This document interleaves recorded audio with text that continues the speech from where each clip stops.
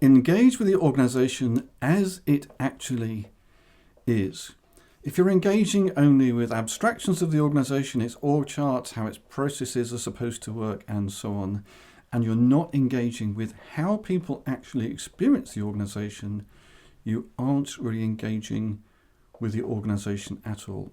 And to help us explore that issue, help us think about how we might engage in a more meaningful way with the organization, we're going to take my new book, Wholehearted, chapter by chapter. Just very quickly, chapter 1, delivering, discovering, renewal. We're talking about work in the day-to-day, in the here and now. How is that experience? What is it like? What is it like doing the work, doing the value-creating work?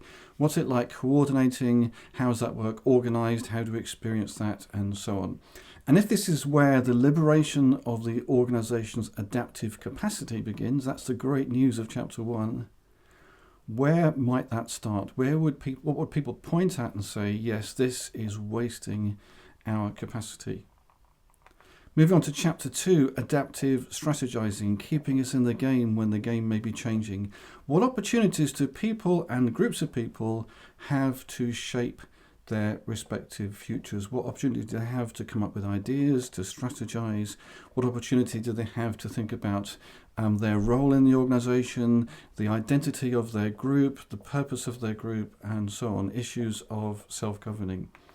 Mutual trust building, chapter 3. How do people experience the relationship between delivery and strategy? How often, for example, does one side make bad decisions for lack of context from the other? Strategic conversations made for lack of operational context, operational decisions made for lack of strategic context. How do we deal with that? How do we preempt it with things like presence and availability and attention? How do we improve the trust and trustworthiness of the organization so that these things happen less? So that's kind of the detail of part 1, business agility at every scale, and we can step back to these 3 overlapping spaces. How do people experience them? How can we, well, let's use the model to help people make sense of their experiences of the organization. And with this model that works at every scale of organization, team of teams, something bigger, something cross-cutting, the whole organization even, we can then begin to tackle issues of scale, issues that emerge, for example, in the relationships between levels of scale, between a team and its team of teams, for example. So how are these different relationships experiences, these relationships between different scales of organization experienced? So thinking about structuring, the organizational structure, the structure of the work, the structure of our plans, the structures of our business environment, do those structures work well together? Thinking between different levels of scale, what kind of language do we use at each level of scale, and how does that translation work?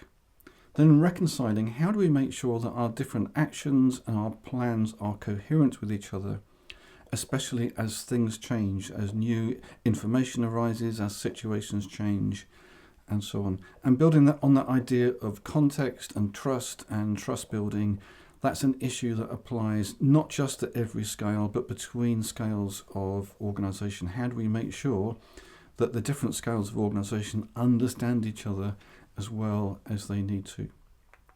Then chapter 5, organizing without reorganizing. How do people experience change? What's it like to form a team? What's it like to join a team? What's it like to leave a team?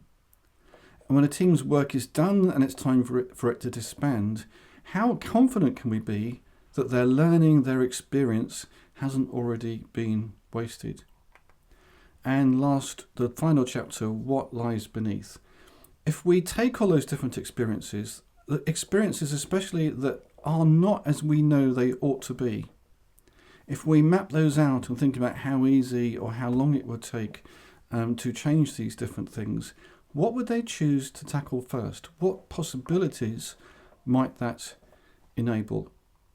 So that's just a little taste of wholehearted engaging with complexity in the deliberately adaptive organization. It's a book, as I think you can already tell, that's very much about engaging with different people's experiences. If you're serious about complexity, then you really do need to do that. There's a whole lot of stuff happening around Wholehearted, the book. There's some training happening September onwards Online once a week, 2 hours a week for 8 sessions. That's Leading in the Knowledge Economy, or LIKE, beginning September the 30th. There's some self-paced training available online as well if the cohort-based training isn't convenient for you. That's called Adaptive Organisation. That's part of our Leading with Outcomes curriculum.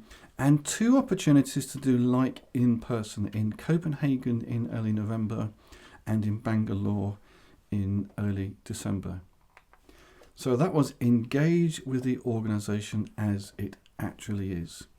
If you fail to engage with how the organisation is actually experienced by people, you aren't really engaging with the organisation at all. And to finish, just some links: agendashift.com/book/wholehearted, everything wholehearted relating the book itself, the training and so on. For those training events and other events as well, meetups, conferences and various things are happening, agendashift.com/events. To be sure you don't miss anything, join the mailing list, agendashift.com/subscribe. Follow Agenda Shift Academy and myself, Mike Burrows, on LinkedIn, and there's a YouTube channel as well. See you soon.